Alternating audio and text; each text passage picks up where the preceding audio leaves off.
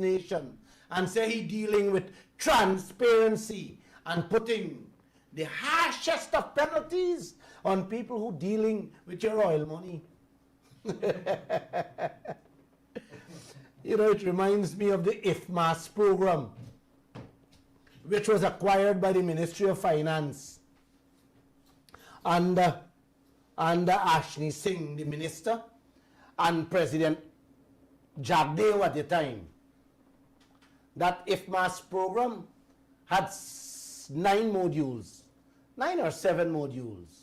They install all, including the one that records all the cash coming out the Ministry of Finance.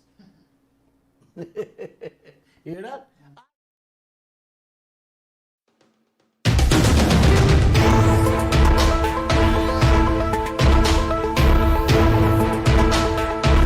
Time is now moving on to 12 hours. We will continue with last evening's rebroadcast of the Glenn Hall Show right after your main newscast.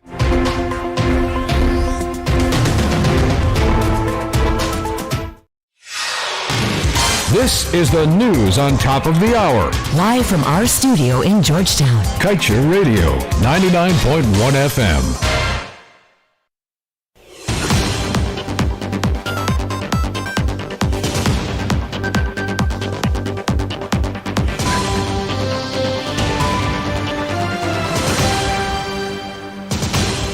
Good day.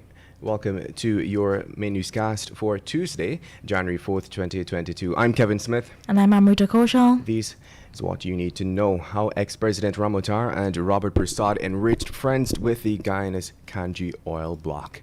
AG report says free-for-all fuel system at Guyana Fire Service and private auditors to scrutinize CJIA, Guy Oil, and GEA's books. Coast Guard joins search for decapitated baby's head and 2 charged for Christmas Eve Day execution in Alboystown. Meanwhile, rape accused remanded for trying to kill arresting officer. Stay tuned to get the full details of these stories and more after the break.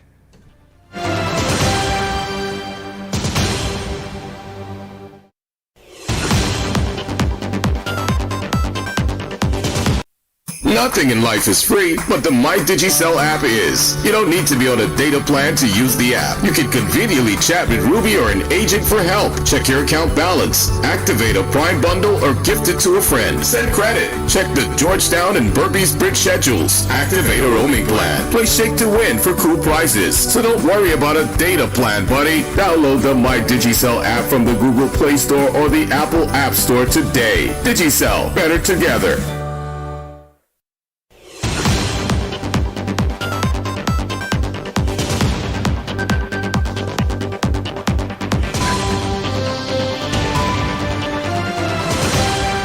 And now for the news in detail coming from CBC News. Donald Ramotar said he believes he helped transform the country through deals to extract billions of barrels of crude oil. Ramotar governed from 2011 until 2015, and in that time signed contracts with giants like ExxonMobil and Total. Amid the headhunt for black gold, JHI Associates, a newly registered Canadian company with no drilling equipment or local office, managed to acquire nearly 20% of the Kanji oil block, which is located 180 kilometers offshore. Now, JHI was registered in Guyana on May 4th, 2015, just 1 week before the election in which Ramotar's government was voted out of office. Ramotar insisted all proper procedures were followed in awarding the contract, and that the final decision was made by government technical experts, not himself or other politicians rather. But according to Clive Thomas, the former head of Guyana's government-backed anti-corruption body, SARA, these are highly irregular things. Thomas had been tasked with investigating the Kanji deal until his organization was disbanded and he was fired last year. Get the full details in today's Kaieteur News. And we now tell you that the Auditor General's Office has noted in its report for the year 2020 that a free-for-all fuel system exists within the Guyana Fire Service. It was noted in the report for spending during the year 2020 that a total of $46 million was spent by the government that year to purchase fuel and lubricants for GFS. Additionally, there was no internal control procedure implemented by the fire service to avoid theft of its fuel stock by corrupt employees. According to the AG's report, this practice was prevalent at 3 fire stations in Guyana: the Rose Hall Fire Station located in Berbice, the Melanie Damishana on the east coast, and the Lagrange Fire Station on the west bank of Demerara. In fact, the report detailed that auditors counted at least 57 times where unauthorized signatures were used to approve the issuance of fuel at these 3 fire stations. And more troubling news, a platoon of Coast Guard ranks is currently on a maritime search response operation in an attempt to locate the decapitated head of a 2 to 3 weeks old male baby. This was revealed by Region 4B Divisional Commander Sunarayan Mahendra, who added that there were no reports made about a missing child thus far, and no one has stepped forward to claim the child. The discovery was made by some individuals around 14 hours 15 on Friday last. Due to the state of decomposition, marks of violence, homicide detectives said, could not have been determined. It is unclear if the head was severed from the body by someone or persons, or if it was eaten off by fish or other sea creatures. And we now tell you that the Auditor General's Office of Guyana is looking for chartered accountants to be recommended for engagements by that office, quote-unquote, to examine and audit the accounts of public corporations and other bodies. The office, in inviting the private chartered accounting firms, cited auditing the accounts for last year and the current year for 7 named government bodies. They include the Chedijagan International Airport, Gaioil, the Linden Electricity Company Incorporated, NCN, the Guyana Energy Agency, NARI, and the Institute of Applied Science and Technology. The books for Gaioil have been isolated to the current year, while others are slated for audits for last year. And moving on. Over the past 5 days, local health authorities have recorded a spike in the number of new COVID-19 cases across the country. To be precise, a total of 909 new cases were recorded from December 29, 2021 to January 2nd. According to Minister of Health Dr. Frank Anthony, health officials started to see the change in cases after the busy festive season was coming to an end. The minister said that with the increasing numbers in new cases, he suspects that the Omicron variant is already in Guyana. The Omicron variant, which has over 30 mutations, was noted to be more transmissible than that of the Delta variant. Already it has reached Brazil and was detected in the Caribbean region. It was noted too that in order to test for the new variant, the country does not have the capacity to do so. Samples would have to be taken and sent abroad for testing.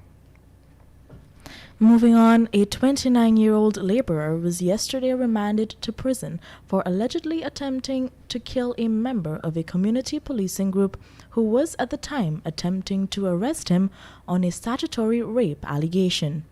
The defendant, Jamal Regan Ford, called Sugar, of Phase 1B Wisrock Wismar Linden, appeared in the Linden Magistrates Court before Magistrate Wanda Fortune. Magistrate Fortune remanded him to prison, and the matter was adjourned to January 31st, 2022. According to the police, after the rape allegation was made against the defendant, a member of the CPG attempted to arrest him but was almost killed during the process. And moving on. 2 men were on Monday remanded to prison for the alleged murder of martial arts sensei 36-year-old Garfield Newton, a bodyguard attached to Bihari Group of Companies.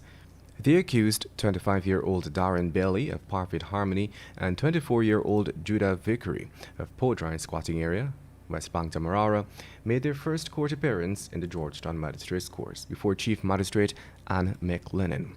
The men were not required to plead to the indictable charge, which alleges that on December 24, 2021, at Campbell Street, Alboystown, they murdered Newton during the course or furtherance of a robbery. And we now tell you that after months of supposed deliberations, there has been no agreement yet on the final 5 names of persons who will constitute the Public Procurement Commission, the body that exercises a major regulatory and oversight role in public procurement and the awarding of government contracts. The PPC has not been in place since October 2019. This despite a subcommittee of the PAC was established 6 months ago to deal with the shortlisting of names, but the government side is still to submit its final nominees from the shortlisted names. At the first meeting of the PAC for the year, Chairman of the Public Accounts Committee, Jermaine Figuera, accused the government of stalling on the very important business of establishing the PPC. And to wrap things up today, let's tell you that auditors were unable to account for a total of $741.3 million spent by the Ministry of Home Affairs during the year 2020 because of missing records. According to Auditor General Deodat Sharma's end-of-year report for 2020, the monies were reportedly spent for both current and capital expenditure, but the ministry failed to produce any financial records for the spending to be audited. The report stated that a total of 132 payment vouchers were not presented for an audit. Out of that quantity, 100 were said to be for current expenditure and reportedly totaled $12 million. That means that $12 million was supposedly spent on goods and services for the ministry that year that could not be accounted for. The time has now moved on to 12 hours 10. Before we go, let's head over to page 7 of the Kaieteur News. The alarming increase in COVID-19 cases should not come as a surprise. With the level of slackness seen during the past year, this was expected, and there are many within the medical fraternity who are worried that the situation will escalate in the coming days. We are convinced that our leaders do not care about the people of this nation as much as they do about growing the economy. Their actions have spoken louder than their words. Guyanese, with leaders of such ilk, we have no choice but to take responsibility for ourselves, otherwise our population will continue to dwindle until we all expire. As we all should know by now, COVID-19 is no respecter of one's vaccination status. We are all at risk. And with that, we've come to the end of today's News at Noon. I'm Kevin Smith. And I'm Amrita Koshal. Thank you for listening.